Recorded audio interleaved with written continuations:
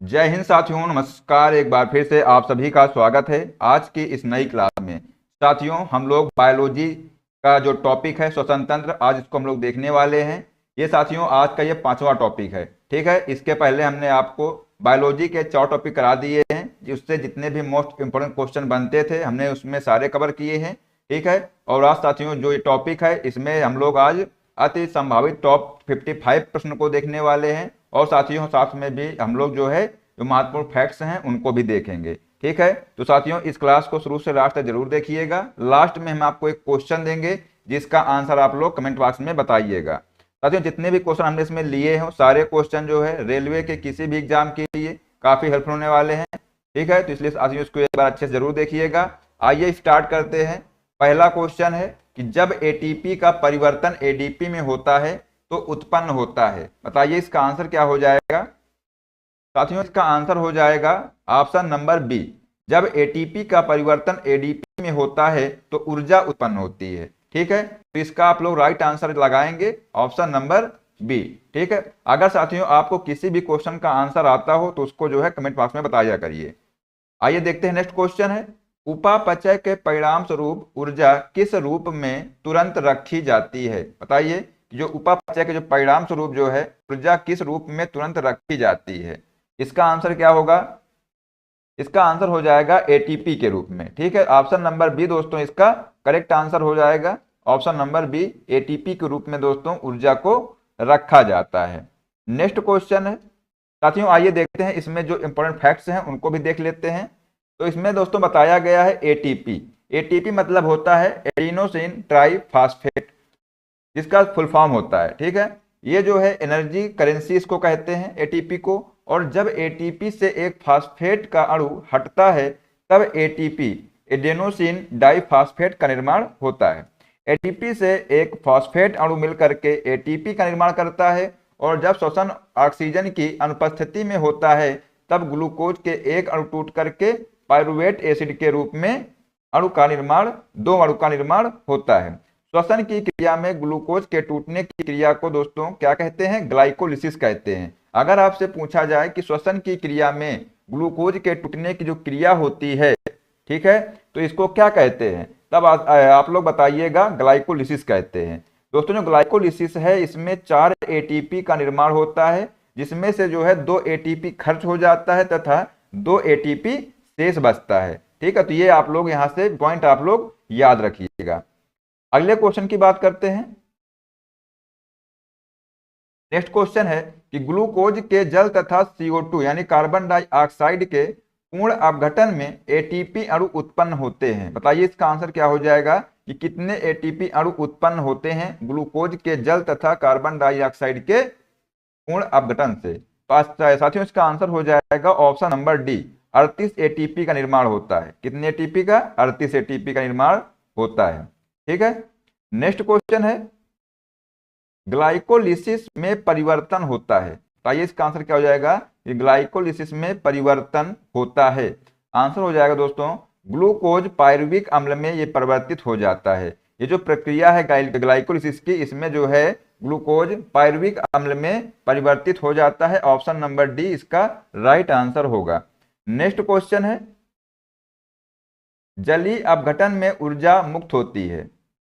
तो इसका आंसर क्या हो जाएगा, जलीय अपघटन में ऊर्जा मुक्त होती है। ऊष्मा के रूप में, गतिज ऊर्जा के रूप में, प्रकाश ऊर्जा के रूप में या विभव ऊर्जा के रूप में। तो आंसर हो जाएगा दोस्तों ऑप्शन नंबर ए, ऊष्मा ऊर्जा के रूप में दोस्तों जलीय अपघटन में ऊर्जा मुक्त होती है। तो इसका राइट आंसर हो जाएगा ऑप्शन नंबर ए। ठीक है, नेक्स्ट क्वेश्चन है कार्बनिक यौगिक के विखंडन से ऊर्जा उत्पादन के लिए होता है। बताइए क्या आंसर हो जाएगा इसका कि कार्बनिक यौगिकों के विखंडन से ऊर्जा उत्पादन के लिए होता है। इसका आंसर हो जाएगा अपचयन होता है। राइट आंसर हो जाएगा ऑप्शन नंबर सी, अपचयन होता है। ठीक है, याद रखिएगा। आइए दोस्तों देखते हैं इसमें कुछ इंपॉर्टेंट फैक्ट्स हैं जो महत्वपूर्ण है एग्जाम के लिए, इनको देख लेते हैं। साथियों जो कैटाबोलिज्म के अंतर्गत पोषक तत्वों को विघटित कर सरल और विलेय पदार्थों के रूप में परिवर्तित करता है। ठीक है, और यह क्या कहलाता है, इसको दोस्तों डिस्ट्रक्टिव फेज कहते हैं। उपापचय जो होता है दोस्तों, जो मेटाबॉलिज्म होता है ये दो प्रकार का होता है। एक होता है एनाबॉलिज्म यानी उपचय, तथा दूसरा होता है अपचय यानी कि कैटाबॉलिज्म। दोस्तों जो उपचय होता है यानी जो एनाबॉलिज्म होता है, ये पोषक तत्व के स्वांगीकरण और इससे ऊतकों के निर्माण की क्रिया को उपचय कहते हैं। यह जो है दोस्तों कंस्ट्रक्टिव फेज होता है। ठीक है, तो ये आप लोग यहां से ध्यान रखिएगा। नेक्स्ट क्वेश्चन है, सबसे पहले किस प्रकार का श्वसन विकसित हुआ था? तो दोस्तों भाई इसका राइट आंसर क्या हो जाएगा? पूछा गया है यहां पर कि सबसे पहले किस प्रकार का श्वसन विकसित हुआ था। आंसर हो जाएगा दोस्तों एनाएरोबिक। ऑप्शन नंबर बी इसका राइट आंसर हो जाएगा। ठीक है, तो दोस्तों जो एनाएरोबिक श्वसन है ये किस प्रकार का श्वसन है? तो दोस्तों इसमें क्या होता है कि इसमें ऑक्सीजन की अनुपस्थिति में श्वसन होता है, इसको बोलते हैं एनाएरोबिक श्वसन कहते हैं। ठीक है, और दोस्तों यहाँ पर याद रखिएगा एरोबिक श्वसन क्या होता है।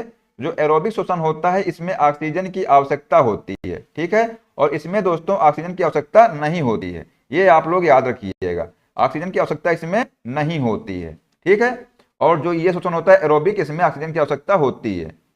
यहां से ये पॉइंट आप लोग याद रखिएगा। ऑप्शन नंबर इसका बी करेक्ट आंसर हो जाएगा। नेक्स्ट क्वेश्चन है, एक सामान्य मनुष्य 1 मिनट में सांस लेता है, तो बताइए इसका आंसर क्या होगा दोस्तों?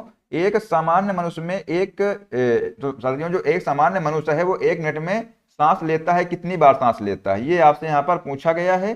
तो इसका राइट आंसर हो जाएगा ऑप्शन नंबर सी 14 से 18 बार ये जो है सांस लेता है एक सामान्य मनुष्य। ठीक है, याद रखिएगा ऑप्शन नंबर सी दोस्तों यहाँ पर इसका राइट आंसर हो जाएगा। नेक्स्ट क्वेश्चन की बात करते हैं। तो साथियों अगला प्रश्न है, पूछा गया है इसमें हाइबरनेशन के समय मेढक श्वसन करता है। क्या है कि हाइबरनेशन के समय दोस्तों मेढक है यहाँ पर। ठीक है, याद रखिएगा मेढक श्वसन करता है, ये आपसे यहाँ पर पूछा गया है। बताइए इसका आंसर क्या हो जाएगा दोस्तों? जब हाइबरनेशन के समय जो है मेढक किससे सांस लेता है? तो नम त्वचा द्वारा सांस लेता है। तो ठीक है, ऑप्शन नंबर डी यहाँ पर इसका राइट आंसर हो जाएगा कि जब हाइबरनेशन के समय दोस्तों मेढक जो है नम त्वचा के द्वारा सांस लेता है। आइए देखते हैं इसमें इंपॉर्टेंट फैक्ट्स क्या है, इनको भी आप लोग याद रखिएगा। तो दोस्तों मेढक होता है ये जब पानी में रहता है तब बाह्य गिल्स से श्वसन करता है, और मेढक जब जमीन पर रहता है तब ये फेफड़े के द्वारा श्वसन करता है। ठीक है, ये दोनों पॉइंट दोस्तों याद रखिएगा। ठीक है, जब मेढक जब पानी में रहता है तो ये बाह्य गिल्स के द्वारा सांस लेता है, और जब मेढक जमीन पर रहता है तब ये फेफड़ों के द्वारा सांस लेता है। ठीक है, तो ये दोनों पॉइंट आप लोग दोस्तों अच्छे से याद रखिएगा। नेक्स्ट क्वेश्चन है, मनुष्य में निश्वासित वायु में ऑक्सीजन की कितनी मात्रा होती है? बताइए इसका आंसर क्या होगा कि मनुष्य में निश्वासित वायु में ऑक्सीजन की कितनी मात्रा होती है, मतलब जब मनुष्य जो है जब सांस को छोड़ता है, ठीक है, तो उसमें जो है ऑक्सीजन कितनी मात्रा होती है, ये आपसे यहाँ पर पूछा गया है। तो दोस्तों इसका आंसर हो जाएगा 17%। याद रखिएगा ऑप्शन नंबर बी दोस्तों इसका राइट आंसर हो जाएगा। आइए देखते हैं अगला प्रश्न। पूछा गया है, निम्नलिखित में से कौन सा जंतु श्वसन तो करता है परंतु श्वसन अंग नहीं होते हैं? बताइए इसका आंसर क्या होगा कि वह कौन सा जंतु है जो श्वसन तो करता है लेकिन उसमें श्वसन अंग नहीं होते हैं? दोस्तों इसका आंसर हो जाएगा केचुआ। ऑप्शन नंबर सी इसका राइट आंसर हो जाएगा।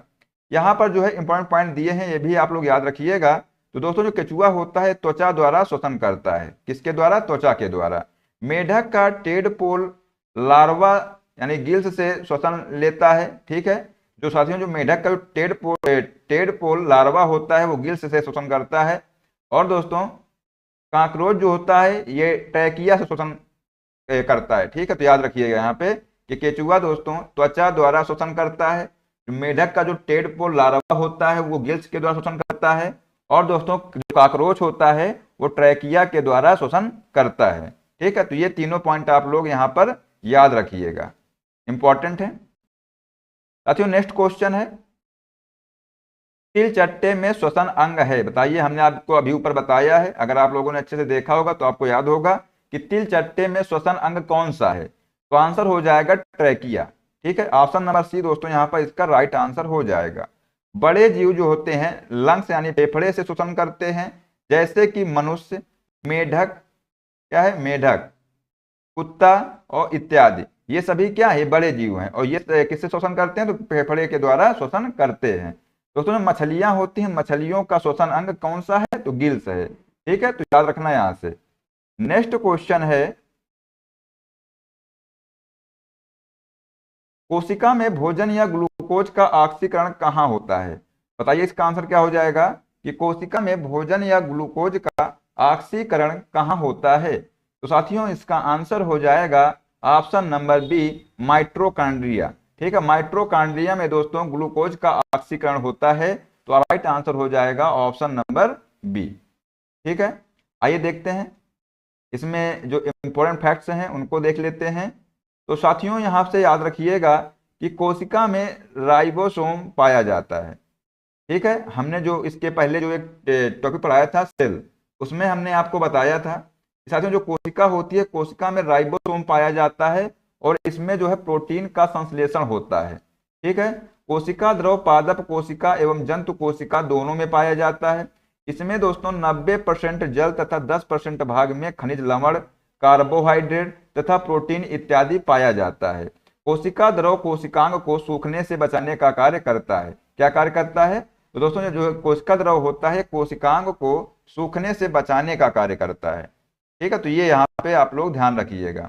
नेक्स्ट क्वेश्चन है, ग्लूकोज के एक अणु के पूर्ण ऑक्सीकरण से कितने एटीपी अणु प्राप्त होते हैं। बताइए इसका आंसर क्या हो जाएगा कि ग्लूकोज के एक अणु के पूर्ण ऑक्सीकरण से कितने एटीपी अणु प्राप्त होते हैं। तो साथियों इसका आंसर हो जाएगा ऑप्शन नंबर बी, 38 एटीपी अणु प्राप्त होते हैं। ठीक है, कितने एटीपी अणु, 38 एटीपी अणु। तो ये आप लोग यहां से याद रखिएगा। नेक्स्ट क्वेश्चन है, एटीपी संश्लेषण की क्रिया क्या कहलाती है।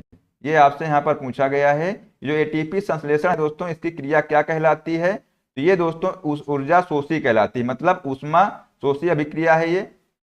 याद रखिएगा ऑप्शन नंबर ए दोस्तों इसका राइट आंसर होगा।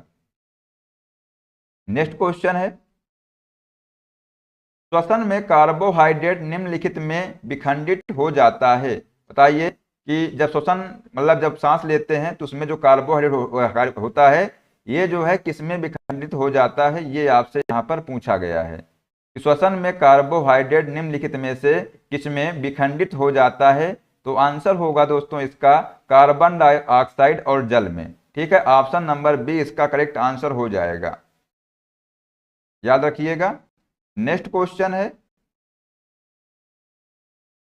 श्वसन है, बताइए श्वसन जो है क्या है ये। तो साथियों आंसर हो जाएगा ऑप्शन नंबर ए, श्वसन जो है अपचयन यानी कैटाबॉलिक प्रक्रिया है। ठीक है, तो याद रखना यहां से कि जो श्वसन है ये एक अपचयन अभिक्रिया है। ठीक है, याद रखना ऑप्शन नंबर ए इसका करेक्ट आंसर होगा। अगला प्रश्न है, 1 ग्राम ग्लूकोज के संपूर्ण ऑक्सीकरण से कितने अणु एटीपी बनते हैं। बताइए इसका आंसर। हम जो है क्वेश्चन ये बार बार रिपीट हो रहा है क्योंकि साथियों जो है आपको क्वेश्चन अच्छे से याद हो जाए। तो साथियों बताइए इसका आंसर क्या हो जाएगा कि 1 ग्राम ग्लूकोज के संपूर्ण ऑक्सीकरण से कितने अणु एटीपी बनते हैं। तो आंसर हो जाएगा साथियों 38 एटीपी। ठीक है, तो ऑप्शन नंबर डी इसका राइट आंसर हो जाएगा। आइए देखते हैं कुछ इंपॉर्टेंट फैक्ट्स हैं।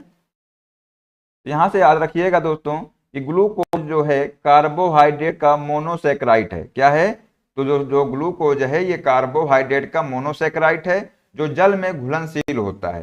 ठीक है, सुक्रोज एक अणु ग्लूकोज तथा एक अणु फ्रैक्टोज के मिलने से बनता है और यह कार्बोहाइड्रेट का डाइसैकेराइड है। विटामिन सी की बात की जाए दोस्तों, जो विटामिन सी है इनका विटामिन सी का वैज्ञानिक नाम क्या है, स्कॉर्बिक एसिड। ठीक है, एस्कॉर्बिक एसिड साथियों इसका जो है वैज्ञानिक नाम है और इसकी कमी से स्कर्वी नामक रोग होता है। विटामिन सी की कमी से स्कर्वी नामक रोग होता है। ठीक है, नेक्स्ट क्वेश्चन है, कोशिकाओं में तत्कालीन ऊर्जा उत्पादन के लिए निम्नलिखित में से एक लिया जाता है। क्या लिया जाता है, तो आंसर हो जाएगा दोस्तों ग्लूकोज। क्या हो जाएगा, ऑप्शन नंबर डी इसका राइट आंसर हो जाएगा कि जब कोशिकाओं में तत्कालीन ऊर्जा उत्पादन के लिए ग्लूकोज लिया जाता है। ठीक है, ऑप्शन नंबर डी यहां पर इसका करेक्ट आंसर हो जाएगा। कौन सा? Option number D. Next question है, मछली निम्नलिखित की सहायता से सांस लेती है। अभी हमने आपको ऊपर बताया है, तो बताइए इसका आंसर क्या हो जाएगा। ऑप्शन दोस्तों है फेफड़े, त्वचा, गिल्स या पंख। तो राइट आंसर हो जाएगा गिल्स के द्वारा सहायता से दोस्तों ये सांस लेती है। ठीक है, ऑप्शन नंबर सी इसका राइट आंसर हो जाएगा। नेक्स्ट क्वेश्चन है, इनमें से किसमें ऊर्जा का उत्पादन होता है। बताइए आंसर क्या होगा कि इनमें से किसमें ऊर्जा का उत्पादन होता है। आंसर हो जाएगा श्वसन में। जब दोस्तों श्वसन यानी सांस लेते हैं तब क्या होता है, शरीर में ऊर्जा का उत्पादन होता है। राइट आंसर हो जाएगा ऑप्शन नंबर ए। ठीक है, नेक्स्ट क्वेश्चन है, निम्नलिखित पादप अंगों में से कौन सा अंग श्वसन अंग है। इसका आंसर बताइए जल्दी से, क्या होगा इसका आंसर कि निम्नलिखित पादप अंगों में से कौन सा अंग श्वसन अंग है। आंसर हो जाएगा पत्ती। ठीक है, ऑप्शन नंबर बी दोस्तों इसका राइट आंसर हो जाएगा। श्वसन अंग कौन सा है? पत्ती। आइए देखते हैं इंपॉर्टेंट फैक्ट्स क्या है इसमें। दोस्तों यहां पर याद रखिएगा, फूल के अध्ययन को एंथोलॉजी कहते हैं। क्या कहते हैं? जो फूल का अध्ययन होता है उसको एंथोलॉजी कहते हैं। ये पॉइंट आप लोग नोट कर लीजिए। ठीक, इसके बाद दोस्तों एक पॉइंट याद रखिएगा, जड़ पौधे को स्थिरता प्रदान करता है और जल एवं खनिज लवण का अवशोषण करता है। भोजन से ग्रहण करने का कार्य करता है। कौन? जड़। पौधे में पत्ती के द्वारा दोस्तों प्रकाश संश्लेषण, वाष्पोत्सर्जन तथा श्वसन का कार्य किया जाता है। तो ये आप लोग यहाँ पर देखिएगा लिखा हुआ है कि जो पत्ती है दोस्तों, पत्ती के द्वारा प्रकाश संश्लेषण, वाष्पोत्सर्जन तथा श्वसन का कार्य किया जाता है। तो आप लोग जो है यहाँ से समझ गए होंगे कि इसका राइट आंसर दोस्तों पत्ती क्यों है। ठीक है, अभी नेक्स्ट क्वेश्चन देखते हैं, प्रकाश संश्लेषण किसमें होता है। बताइए इसका आंसर क्या हो जाएगा कि प्रकाश संश्लेषण किसमें होता है। आंसर हो जाएगा दोस्तों पेड़ों की पत्तियों में। ठीक है, हमने अभी ऊपर आपको बताया है कि प्रकाश संश्लेषण दोस्तों पेड़ों की पत्तियों में होता है। ऑप्शन नंबर डी यहां पर आप लोग राइट आंसर लगाइएगा। नेक्स्ट क्वेश्चन है, दीर्घकालीन कठिन परिश्रम के पश्चात मांसपेशियों में होने वाली थकान किस कारण से अनुभव होती है। बताइए जो मांसपेशियों में जो थकान होती है वो किस कारण से अनुभव होती है। आंसर हो जाएगा दोस्तों लैक्टिक एसिड का निर्माण, यानी जो लैक्टिक एसिड के जमाव के कारण दोस्तों मांसपेशियों में थकान का अनुभव होता है। ठीक है, तो ऑप्शन नंबर डी यहां पर इसका राइट आंसर होगा। नेक्स्ट क्वेश्चन देखते हैं, पूछा गया है इसमें कि कहाँ पाचन एवं श्वसन मार्ग एक दूसरे को अतिक्रम करते हैं। बताइए कि कहाँ पर दोस्तों जो पाचन और जो श्वसन मार्ग है एक दूसरे को अतिक्रम करता है। आंसर हो जाएगा दोस्तों स्वर यंत्र में। ठीक है, याद रखिएगा स्वर यंत्र में दोस्तों जो पाचन और श्वसन मार्ग जो है एक दूसरे को अतिक्रम करता है। दोस्तों यहाँ पर एक पॉइंट याद रखिएगा कि जो ग्रसनी है, ग्रसनी में भोजन का पाचन नहीं होता है। यह भोजन को मुख से आमाशय तक पहुंचाने का कार्य करता है। ठीक है, तो ये आप लोग यहाँ पर याद रखिएगा कि जो ग्रसनी होती है दोस्तों इसमें भोजन का पाचन नहीं होता है। ये जो है भोजन को मुख से आमाशय तक पहुंचाने का कार्य करता है। ठीक है, नेक्स्ट क्वेश्चन है, फेफड़ों की कुल वायु क्षमता होती है। बताइए आंसर क्या हो जाएगा। फेफड़ों की जो है कुल वायु क्षमता कितनी होती है। आंसर हो जाएगा दोस्तों 6 से 8 लीटर। ठीक है, ऑप्शन नंबर बी इसका करेक्ट आंसर हो जाएगा। कौन सा? Option number B. फेफड़ों की जो कुल वायु क्षमता होती है वो 6 से 8 लीटर होती है। ठीक है, नेक्स्ट क्वेश्चन है, मानव शरीर के किस अंग में रुधिर ऑक्सीजन युक्त होता है। बताइए वो कौन सा अंग है दोस्तों जिसमें जो है रुधिर जो है ऑक्सीजन युक्त होता है। ये आपसे यहाँ पर पूछा गया है। यहाँ पर जो ऑप्शन है बायां अलिंद है और ये दायां अलिंद है। ठीक है, याद रखिएगा। तो दोस्तों ऑप्शन दिए हुए हैं बायां अलिंद, फेफड़ा, दायां अलिंद या फुफ्फुस धमनी। तो दोस्तों यहाँ पर पूछा गया है कि मानव शरीर के किस अंग में जो रुधिर होता है वो ऑक्सीजन युक्त होता है। आंसर हो जाएगा दोस्तों फेफड़े में। ठीक है, याद रखिएगा ऑप्शन नंबर बी इसका राइट आंसर हो जाएगा। नेक्स्ट क्वेश्चन है,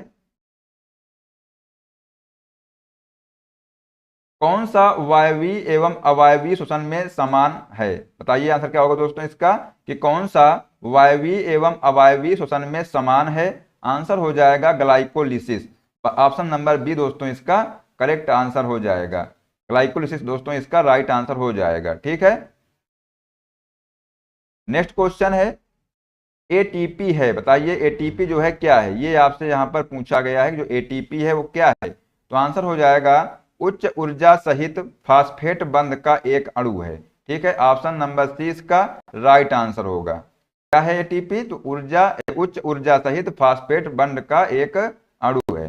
नेक्स्ट क्वेश्चन है जलवरों में भूचरों की अपेक्षा श्वसन क्रिया तीव्र गति से होती है। ठीक है, क्या लिखा है? जलचरों में। ठीक है, याद रखिएगा, जलचरों में भूचरों की अपेक्षा जो है श्वसन क्रिया तीव्र गति से होती देखी जाती है। इसका कारण हो सकता है। तो बताइए इसका आंसर क्या होगा, कि जलचरों में जो भूचरों की अपेक्षा श्वसन की क्रिया तीव्र गति से होती देखी जाती है दोस्तों, इसका कारण है जल में घुली ऑक्सीजन की मात्रा का वायु में घुली ऑक्सीजन की मात्रा की अपेक्षा कम होना। ठीक है, तो ऑप्शन नंबर दोस्तों इसका डी राइट आंसर हो जाएगा। ठीक है, अगला क्वेश्चन साथियों है, पूछा गया है इसमें कि काकरोच क्या है? काकरोच जल में जीवित नहीं रह सकता क्योंकि उसका जो श्वसन अंग है वो क्या है? बताइए इसका आंसर क्या होगा। जो काकरोच दोस्तों है, तो काकरोच का श्वसन अंग क्या है? आंसर हो जाएगा वातक। क्या है? वातक या ट्रेकिया। ठीक है, ऑप्शन नंबर बी यहां पर इसका राइट आंसर हो जाएगा। नेक्स्ट क्वेश्चन है, पूछा गया है इसमें कि मछली का एयर ब्लैडर मतलब वायुआशय किस रूप में कार्य करता है? दोस्तों बताइए इसका आंसर क्या हो जाएगा, कि जो मछली का एयर ब्लैडर है ये किस रूप में कार्य करता है? आंसर हो जाएगा सहायक, श्वसन अंग और द्रव स्थैतिक अंग दोनों के रूप में। ठीक है, तो ऑप्शन नंबर सी इसका राइट आंसर हो जाएगा। Option number C. Next question है, किस प्रक्रिया द्वारा श्वसन के दौरान गैसें रुधिर में प्रवेश करती हैं और फिर उसे छोड़ती हैं? आंसर हो जाएगा इसका विसरण और सक्रिय परिवहन के द्वारा। ठीक है, तो ऑप्शन नंबर सी दोस्तों इसका राइट आंसर आप लोग याद रखिएगा। क्या हो जाएगा? Option number C. जब दोस्तों श्वसन के दौरान क्या होता है, जो गैसें होती हैं रुधिर में प्रवेश करती हैं और फिर उसे छोड़ती हैं, ये जो है किस क्रिया के द्वारा होता है? तो विसरण और सक्रिय परिवहन के द्वारा होता है। नेक्स्ट क्वेश्चन है, लंबे समय की कसरत का मुख्य ईंधन क्या होता है? दोस्तों बताइए इसका आंसर क्या हो जाएगा। जब लंबे समय तक जब कसरत करते हैं तो उसमें जो है मुख्य ईंधन का कार्य, मुख्य ईंधन क्या होता है? तो साथियों आंसर हो जाएगा वसा। ऑप्शन नंबर ए यहां पर इसका राइट आंसर हो जाएगा। कौन सा? Option number A. ठीक है, नेक्स्ट क्वेश्चन है, अंडे से नया नया निकला टैडपोल किसके माध्यम से श्वास लेता है? तो बताइए इसका आंसर हमने आपको बताया, इसमें पहले जो है क्वेश्चन इसका करा चुके हैं दोस्तों। इसमें पूछा गया है कि अंडे से जो नया नया निकला टैडपोल होता है वो किसके माध्यम से श्वास लेता है? तो आंसर हो जाएगा भीतरी गलफड़ों से। ठीक है, तो ऑप्शन नंबर सी इसका राइट आंसर हो जाएगा। किसके द्वारा? भीतरी गलफड़ों की सहायता से दोस्तों ये श्वास लेता है। ठीक है, ऑप्शन नंबर सी इसका राइट आंसर हो जाएगा। नेक्स्ट क्वेश्चन है, कौन सी शिरा फेफड़ों से हृदय में शुद्ध रक्त लाती है? तो दोस्तों बताइए इसका आंसर क्या हो जाएगा, कौन सी शिरा फेफड़ों से हृदय में शुद्ध रक्त लाती है? तो आंसर हो जाएगा दोस्तों ऑप्शन नंबर बी फुफ्फुस शिरा। दोस्तों क्या करती है ये जो है फेफड़ों से हृदय में शुद्ध रक्त लाती है। ठीक है दोस्तों, यहाँ पर याद रखिएगा फुफ्फुस धमनी होती है, इसमें दोस्तों अशुद्ध रक्त का प्रवाह होता है। ठीक है, ये क्या है? ये फुफ्फुस शिरा है, इसमें शुद्ध रक्त का प्रवाह होता है। जो फुफ्फुस धमनी है दोस्तों, इसमें अशुद्ध रक्त का प्रवाह होता है। यह धमनी हृदय से फेफड़े में अशुद्ध रक्त ले जाती है। ठीक है, तो ये यहाँ पर आप लोग पॉइंट याद रखिएगा, इंपॉर्टेंट पॉइंट है, आपसे एग्जाम में पूछा जा सकता है। ठीक है, नेक्स्ट क्वेश्चन साथियों है, पूछा गया इसमें कि प्लूरा किसका आवरण है? बताइए आंसर क्या हो जाएगा। ये प्लूरा है दोस्तों, ये किसका आवरण है? ये आपसे यहाँ पर पूछा गया है। आंसर हो जाएगा फुफ्फुस या फेफड़ा जो है इसका जो है आवरण है, ये कौन? प्लूरा। ठीक है, हृदय के आवरण को दोस्तों का पूछा जाए आपसे तो याद रखिएगा पेरिकार्डियम कहते हैं। और जो वक्र या गुर्दा होता है इसके आवरण को दोस्तों पेरिटोनियम कहते हैं। ठीक है, ये दोनों पॉइंट आप लोग नोट कर लीजिए, इंपॉर्टेंट है ये दोनों। ठीक है, अगर आपसे पूछा जाए कि जो हृदय है, हृदय के आवरण को क्या कहते हैं, तब दोस्तों आप लोग आंसर लगाइएगा पेरिकार्डियम। और अगर आपसे पूछ लिया जाए जो किडनी है यानी वक्र या गुर्दा है, इसके आवरण को क्या कहते हैं, तब आंसर लगाइएगा पेरिटोनियम कहते हैं। ठीक है दोस्तों, जो प्लूरा है, प्लूरा के आवरण जो प्लूरा है दोस्तों, ये फुफ्फुस या फेफड़े का जो है आवरण कहते जो है, ये इसको प्लूरा कहते हैं। ठीक है, तो यहाँ जो है आपको तीनों पॉइंट क्लियर हो गए होंगे।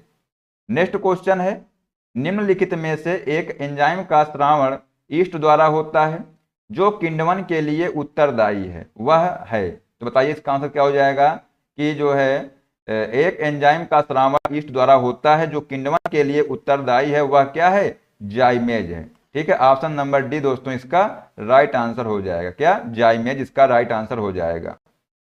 नेक्स्ट क्वेश्चन देखते हैं, मानव में क्या है अगला क्वेश्चन साथियों, यहां पर जो अगला क्वेश्चन है, मानव शरीर में कंठ को क्या कहा जाता है।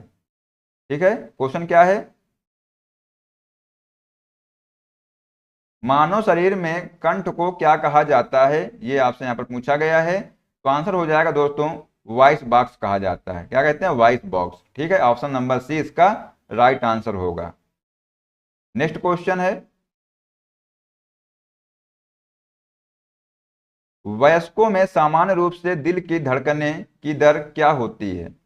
क्या आंसर हो जाएगा इसका कि वयस्कों में सामान्य रूप से दिल की धड़कने की जो दर होती है वो क्या होती है सामान्य रूप से। तो आंसर हो जाएगा दोस्तों 72 से 80 धड़कन प्रति मिनट। क्या हो जाता है, ऑप्शन नंबर ए इसका राइट आंसर हो जाएगा। 72 से 80 धड़कन प्रति मिनट दोस्तों दिल की धड़कनें होती हैं। ठीक है, आइए देखते हैं इंपॉर्टेंट फैक्ट्स क्या है इसमें।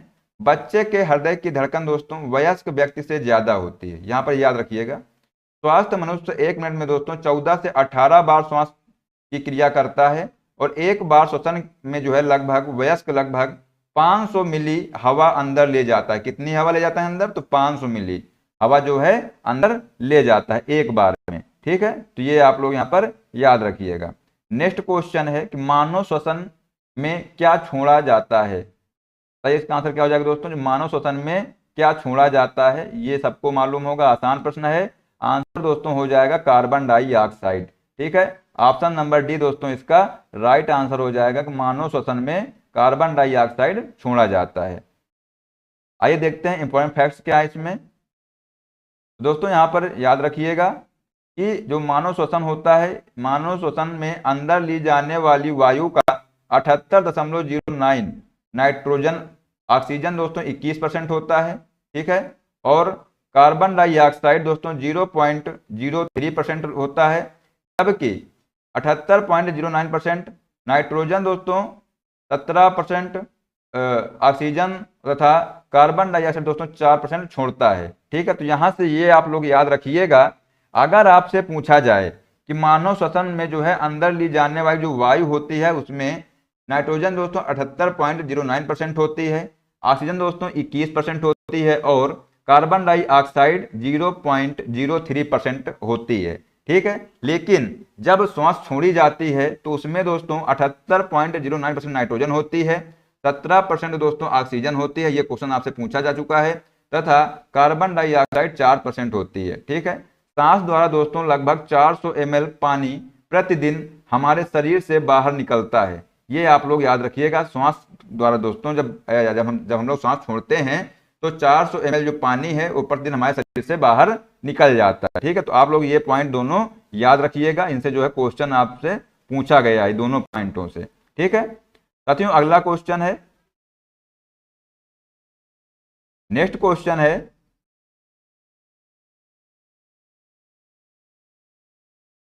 गले का एक फैला हुआ हिस्सा जो लड़कों में आवाज बॉक्स यानी वॉइस बॉक्स बढ़ाने के लिए जिम्मेदार होता है उसको क्या कहते हैं। दोस्तों बताइए इसका आंसर क्या हो जाएगा। इसका आंसर दोस्तों जल्दी बताइए कमेंट बॉक्स में क्या होगा इसका आंसर। पूछा गया है इसमें कि गले का एक फैला हुआ हिस्सा जो लड़कों में आवाज बॉक्स बढ़ाने के लिए जिम्मेदार होता है उसे दोस्तों एडम का शेप कहते हैं। क्या कहते हैं, एडम्स एप्पल कहते हैं, ये आप लोग याद रखिएगा। ऑप्शन नंबर दोस्तों इसका डी राइट आंसर होगा। ठीक है, ऑप्शन नंबर डी। आइए देखते हैं इंपॉर्टेंट फैक्ट्स क्या है इसमें।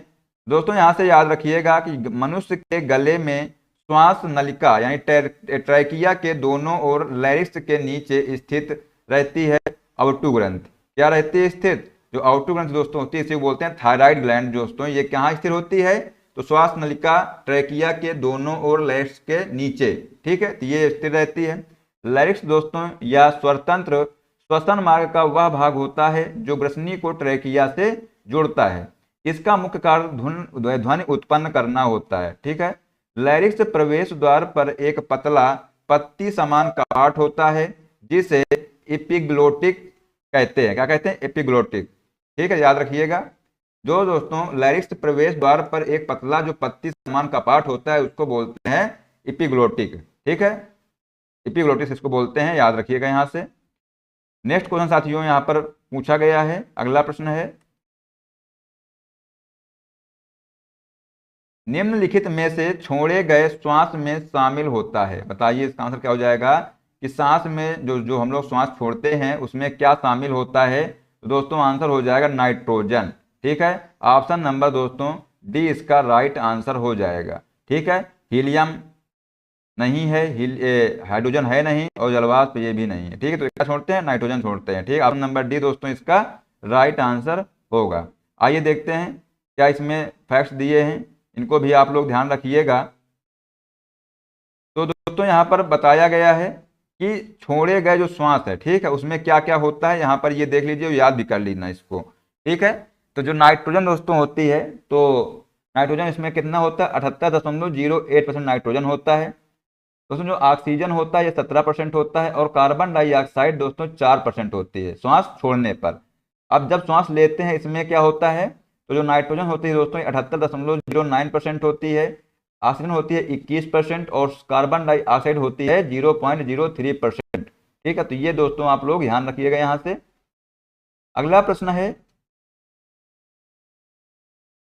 श्लेष्मा झिल्ली की सूजन को कहा जाता है। बताइए इसका आंसर क्या हो जाएगा? जो श्लेष्मा झिल्ली होती है इसके सूजन को क्या कहा जाता है? आंसर हो जाएगा ब्रोंकाइटिस कहते हैं। क्या कहते हैं? ब्रोंकाइटिस। ऑप्शन नंबर दोस्तों इसका ए राइट आंसर हो जाएगा, ठीक है। यहां पर दोस्तों ये जो पॉइंट है इनको आप लोग याद रखिएगा। अगर आपसे पूछा जाए ट्रेकोमा क्या है, तो ये आंख की बीमारी है। क्या है? आंख की बीमारी है। ब्रोंकाइटिस दोस्तों श्वास की संक्रमित बीमारी है। दृष्टि वैषम्य या अबिंदुकता आंख की बीमारी है, और जो आंख के रंग से मतलब आइरिस के रंग से होता है, ठीक है। तो ये चारों पॉइंट आप लोग यहां से ध्यान रखिएगा, ठीक है। अगला क्वेश्चन है, हमारे फेफड़े में कोशिकाएं होती हैं। बताइए कितनी कोशिकाएं होती हैं हमारे फेफड़े में? आंसर हो जाएगा साथियों 600 मिलियन। कितनी कोशिकाएं होती हैं? 600 मिलियन कोशिकाएं होती हैं हमारे शरीर में, फेफड़े में, ठीक है। तो ऑप्शन नंबर डी दोस्तों इसका राइट आंसर हो जाएगा। आइए देखते हैं साथियों, यहां से आप लोग ये जो पॉइंट है इनको याद रखिएगा। फेफड़े जो हैं दोस्तों दो प्रकार के गैसीय पदार्थ कार्बन डाइऑक्साइड और जलवाष्प का उत्सर्जन करते हैं, ठीक है। दोस्तों जो फेफड़े होते हैं वो दो प्रकार के गैसीय पदार्थ का जैसे कार्बन डाइऑक्साइड और जलवाष्प का उत्सर्जन करते हैं। लहसुन, प्याज, मसाले जिसमें वाष्पशील घटक होते हैं का उत्सर्जन दोस्तों फेफड़ों के द्वारा ही होता है।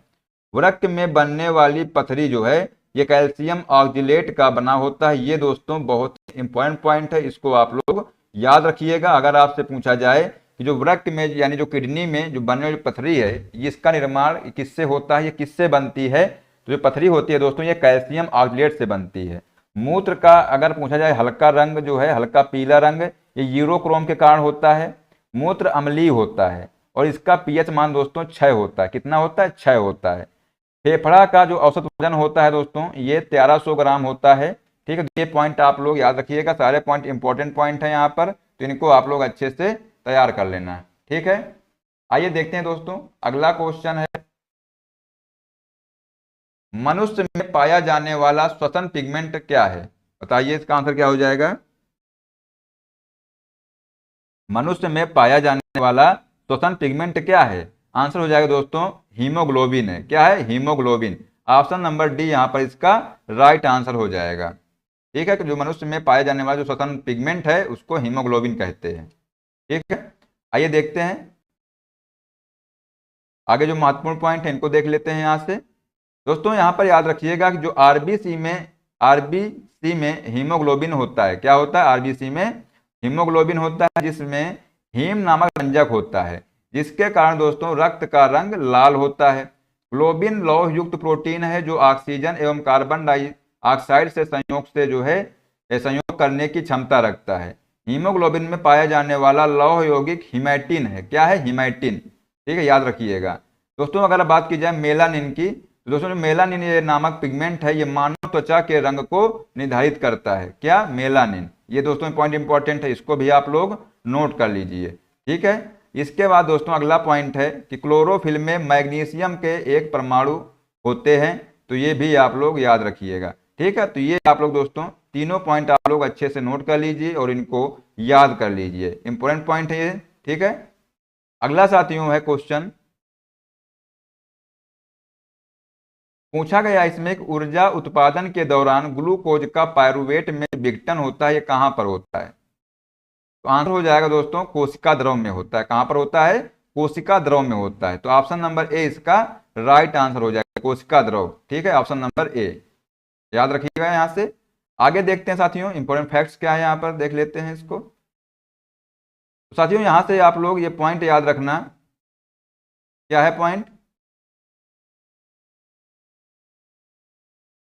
साथियों यहां पर बताया गया है कि जीव द्रव का वह भाग जो कोशिका भित्ति एवं केंद्रक के बीच होता है उसे कोशिका द्रव्य कहते हैं। तो यहां से आपको समझ में आ गया होगा कि कोशिका द्रव्य किसे कहते हैं। तो जीव द्रव्य का वह भाग जो कोशिका भित्ति एवं केंद्रक के बीच होता है उसे कोशिका द्रव्य कहते हैं। इसमें अनेक अकार्बनिक पदार्थ जैसे कि खनिज और लवण, एक खनिज लवण और जल, ठीक है, तथा कार्बनिक पदार्थ कार्बोहाइड्रेट, प्रोटीन और वसा होते हैं जो निर्जीव पदार्थ हैं। कोशिका द्रव एक बहुत गाढ़ा, पारभासी एवं चिपचिपा पदार्थ है। इनके रचनाओं को कोशिकांग कहते हैं। और दोस्तों यूकैरियोटिक कोशिकाओं में कोशिकांग झिल्ली युक्त होते हैं और माइटोकॉन्ड्रिया को कोशिका का ऊर्जागृह कहा जाता है, ठीक है। तो ये आप लोग यहाँ पर याद रखिएगा कि दोस्तों अगर आपसे पूछा जाए कि जो कोशिका द्रव्य है कैसा होता है, तो ये जो है गाढ़ा, परभासी एवं चिपचिपा पदार्थ होता है, ठीक है। अगर आपसे पूछा जाए कि जो माइटोकॉन्ड्रिया को क्या कहते हैं, तो इसको जो है दोस्तों कोशिका का ऊर्जागृह कहते हैं, ठीक है। तो ये आप लोग यहाँ पर याद रखिएगा। साथियों अगले क्वेश्चन की बात करते हैं। तो नेक्स्ट क्वेश्चन है यहाँ पर, ऑक्सीजन का उपयोग करके पायरुवेट का विभाजन किसमें होता है। बताइए इसका आंसर क्या हो जाएगा कि ऑक्सीजन का उपयोग करके पायरुवेट का विभाजन है वो इसमें होता है, आंसर हो जाएगा दोस्तों माइटोकॉन्ड्रिया में होता है, ठीक है। ऑप्शन नंबर सी साथियों इसका राइट आंसर होगा, ठीक है। आइए देखते हैं क्या इसमें महत्वपूर्ण फैक्ट्स दिए हैं। तो दोस्तों माइटोकॉन्ड्रिया को कोशिका का शक्ति केंद्र कहते हैं, यानी कि पावर हाउस कहा जाता है इसको। डीएनए केंद्रक के अलावे माइटोकॉन्ड्रिया एवं हरित लवक में पाया जाता है। ये दोस्तों पॉइंट इंपॉर्टेंट है। अगर आपसे पूछा जाए जो डीएनए है ये किसमें पाया जाता है केंद्रक के अलावा, तो दोस्तों ये जो है माइटोकॉन्ड्रिया एवं हरित लवक में भी पाया जाता है। और माइटोकॉन्ड्रिया की खोज अल्टमान ने किया था। किसने किया था, माइटोकॉन्ड्रिया की खोज अल्टमैन ने किया था। क्रेब्स चक्र को साइट्रिक अम्ल चक्र या ट्राइकार्बोक्सिलिक चक्र भी इसको कहा जाता है। यह माइटोकॉन्ड्रिया के अंदर विशेष एंजाइम की उपस्थिति में ही संपन्न होता है। लाइसोसोम दोस्तों ये आत्मघाती थैली भी इसको कहते हैं, किसको, लाइसोसोम को, ठीक है। तो यहां से ये आप लोग ध्यान रखिएगा। अगर आपसे पूछा जाए कि आत्मघाती थैली किसे कहते हैं, तब दोस्तों आप लोग आंसर लगाइएगा लाइसोसोम, ठीक है। दोस्तों नेक्स्ट क्वेश्चन की बात करते हैं। अगला क्वेश्चन है, ऊर्जा उत्पादन के दौरान जब हमारी मांसपेशियों की कोशिकाओं में ऑक्सीजन की कमी होती है तो 6 कार्बन अणु डैश कार्बन अणु में परिवर्तित हो जाते हैं। तो साथियों आंसर हो जाएगा इसका ऑप्शन नंबर बी, 3 कार्बन अणु में ये परिवर्तित हो जाते हैं, ठीक है। जो 6 कार्बन अणु होते हैं वो 3 कार्बन अणु में परिवर्तित हो जाते हैं, कब, जब मांसपेशियों की जो कोशिकाओं में ऑक्सीजन की कमी होती है तब, ठीक है। आइए देखते हैं इंपॉर्टेंट फैक्ट्स यहाँ से क्या देख लेते हैं थोड़ा। तो दोस्तों यहाँ पर याद रखिएगा, बताया गया है कि अनाक्षी श्वसन में ग्लूकोज बिना ऑक्सीजन के मांसपेशियों में लैक्टिक अम्ल और बैक्टीरिया या ईस्ट की कोशिकाओं में इथाइल एल्कोहल में विघटित हो जाता है। इसे दोस्तों शर्करा किण्वन भी कहते हैं। इसके अंतर्गत होने वाले जो संपूर्ण प्रक्रम को ग्लाइकोलिसिस कहते हैं। और दोस्तों जो अनाक्षिक श्वसन के अंत में दोस्तों लैक्टिक अम्ल बनता है और श्वसन एक अपचयी क्रिया है। कैसी क्रिया है? अपचयी क्रिया है। कार्बोहाइड्रेट, वसा एवं प्रोटीन प्रमुख श्वसनीय पदार्थ हैं। ठीक है, तो ये आप लोग पॉइंट यहाँ पर ध्यान रखिएगा। नेक्स्ट क्वेश्चन साथियों है, डैश वर्ग के प्राणियों में श्वसन गलफड़ों अथवा फेफड़ों द्वारा होता है। बताइए इसका आंसर क्या हो जाएगा कि किस वर्ग के प्राणियों में श्वसन जो है गलफड़ों अथवा फेफड़ों द्वारा होता है। तो दोस्तों आंसर हो जाएगा उभयचर। ठीक है, तो दोस्तों उभयचर वर्ग के प्राणी होते हैं। ऑप्शन नंबर डी दोस्तों इसका राइट आंसर हो जाएगा। इनमें जो दोस्तों श्वसन जो है गलफड़ों एवं फेफड़ों के द्वारा होता है। तो दोस्तों ऑप्शन नंबर डी इसका राइट आंसर होगा। ठीक है, आइए देखते हैं इंपॉर्टेंट फैक्ट्स क्या है। तो यहाँ से याद रखिएगा आप लोग कि उभयचर वर्ग के जो प्राणी हैं ये लार्वा अवस्था में श्वसन क्लोम द्वारा और वयस्क जंतु में दोस्तों फेफड़ों द्वारा तथा मुखगुहा द्वारा होता है। किसी किसी जंतु में वयस्क अवस्था में भी श्वसन क्लोम के द्वारा होता है। इसमें मलाशय और मूत्र जनन विहीन क्लोएका में खुलते हैं। इसमें जनन पदार्थ तथा मल क्लोएका से ही बाहर निकलते हैं। मत्स्य वर्ग के प्राणियों का श्वसन क्लोम द्वारा होता है और सरीसृप वर्ग के प्राणियों में जो है दोस्तों वयस्क अवस्था में श्वसन फेफड़ों के द्वारा होता है। ठीक है, तो ये पॉइंट आप लोग यहां पर ध्यान रखिएगा। नेक्स्ट क्वेश्चन है,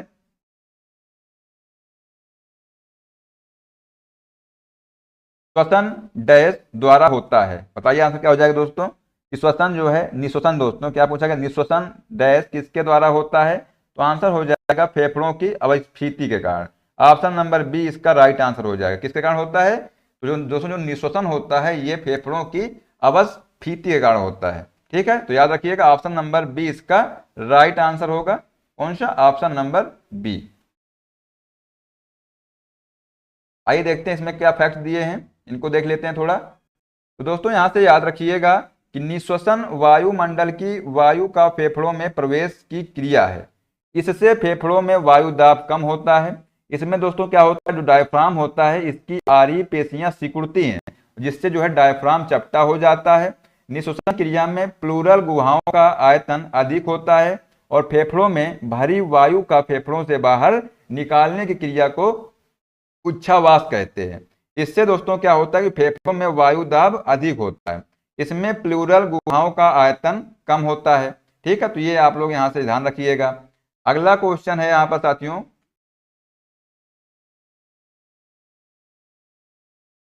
नेक्स्ट क्वेश्चन है, निम्नलिखित में से कौन ऑक्सीजन युक्त और ऑक्सीजन रहित रक्त के मिश्रण के प्रवाह को सहन कर सकता है? तो बताइए कौन सा इसका राइट आंसर हो जाएगा। ऑप्शन है मछली, कबूतर, मेढक या खरगोश। तो साथियों इसका आंसर हो जाएगा ऑप्शन नंबर सी, मेढक। दोस्तों क्या होता है? ये ऑक्सीजन युक्त और ऑक्सीजन रहित रक्त के मिश्रण को प्रवाह को जो है सहन कर सकता है। ठीक है, तो ऑप्शन नंबर सी यहाँ पर इसका राइट आंसर हो जाएगा। ठीक है, आइए देखते हैं इसमें जो इंपॉर्टेंट फैक्ट्स हैं क्या इसमें बताया गया है। तो दोस्तों यहाँ से याद रखिएगा कि जो उभयचर वर्ग में अधिकांश परिवर्धन के समय एक लार्वा बनता है जिसे टैडपोल लार्वा कहते हैं। क्या कहते हैं? कि जब उभयचर वर्ग में अधिकांशतः परिवर्धन के समय एक लार्वा बनता है जिसे टैडपोल लार्वा कहते हैं। मत्स्य वर्ग में केवल अशुद्ध रक्त ही पंप करता है। ठीक है, मेढक दोस्तों अनियतापी जंतु है। ये तीनों पॉइंट आप लोग यहाँ पर याद रखिएगा कि जो मत्स्य वर्ग है ये केवल अशुद्ध रक्त ही पंप करता है। और दोस्तों जो मेढक होता है, मेढक अनियतापी जंतु होते हैं। ठीक है, नेक्स्ट क्वेश्चन है साथियों, अगला प्रश्न है, डैश से श्वसन के दौरान ऊर्जा प्राप्त होती है। तो बताइए इसका आंसर क्या हो जाएगा कि किसके श्वसन के से दौरान दोस्तों ऊर्जा प्राप्त होती है। आंसर हो जाएगा ग्लूकोज के जलने से श्वसन के दौरान ऊर्जा प्राप्त होती है। तो ऑप्शन नंबर दोस्तों ए इसका राइट आंसर हो जाएगा। ठीक है, क्या हो जाएगा? ग्लूकोज के जलने से। ठीक है, तो ऑप्शन नंबर ए दोस्तों यहां पर आप लोग याद रखिएगा। नेक्स्ट क्वेश्चन है, ऊर्जा का उपयोग करते हुए पायरुविक का विघटन कहाँ होता है? आइए इसका आंसर क्या हो जाएगा? ऊर्जा का उपयोग करते हुए पायरुविक का विघटन कहाँ होता है। ऑप्शन दोस्तों है नाभिक, यकृत, माइटोकॉन्ड्रिया या अग्नाशय। दोस्तों इसका जो आंसर हो जाएगा ऑप्शन नंबर सी। कहां पे होता है? माइटोकॉन्ड्रिया में दोस्तों होता है। ठीक है, याद रखिएगा। ठीक है, तो साथियों आइए अगला प्रश्न देखते हैं।